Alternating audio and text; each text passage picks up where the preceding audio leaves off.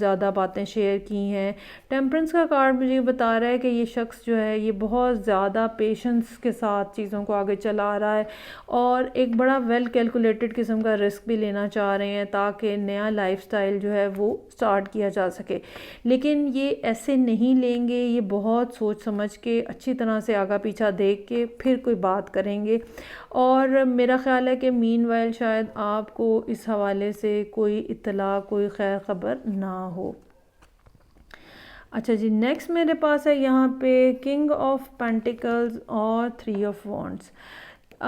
they think कि भाई जब ये एक वेल इस्टेब्लिश पोजीशन पे पहुँच जाएंगे, आप देखें थ्री ऑफ पेंटिकल्स से किंग ऑफ पेंटिकल्स पे जब ये पहुँच जाएंगे तो देन ये दिस पर्सन कैन हैव कि भाई जिस तरह के आप हैं या जिस तरह की आपका लाइफस्टाइल है या जिस तरह ये समझते हैं